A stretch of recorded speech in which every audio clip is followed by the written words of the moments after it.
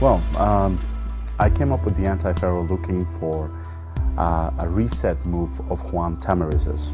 He had a move that I wanted to be able to get to that position, and that required to get cards to separate, right? To separate. They didn't have to separate one by one, they just had to separate. And I thought long and hard, and I finally thought that this action would do that. And I wasn't looking for a perfect one. But after using it for a few months, I realized, hey, I'm getting actually half of the deck going one by one by one by one in the middle. And I thought, wow, that's amazing.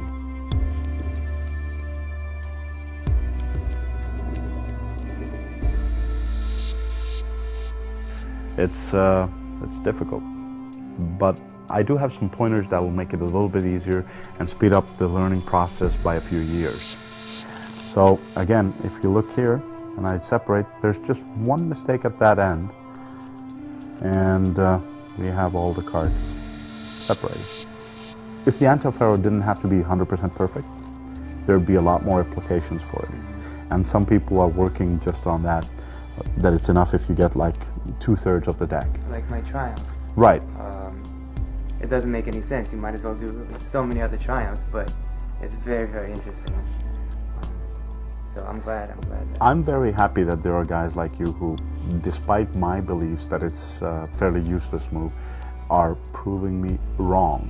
That's very, very nice. I mean, it's I just came up with it. I didn't see the potential of it, but it's very nice to see that there are guys out there who are willing to not only put their time and effort into it, but find it pleasant and come up with applications. Yeah, that's great. So that's a nice lesson for all the move monkeys out there that say, you know, this is pointless.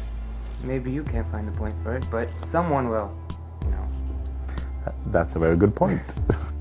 I decided to actually come up with some tricks that didn't require you to do a perfect anti-Faro, but use the anti-Faro almost as a part of the effect.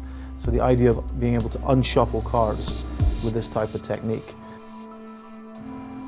It's a trick that actually works with the anti-Faro. Very good ball. Anyone who ever does this are bound to get mistakes. Even if you found the most perfect deck, you're bound to make a mistake or two. And they're acceptable. They're okay.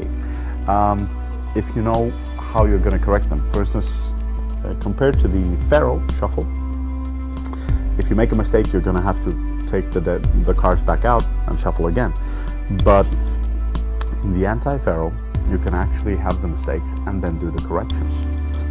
At the same time doing this and the other.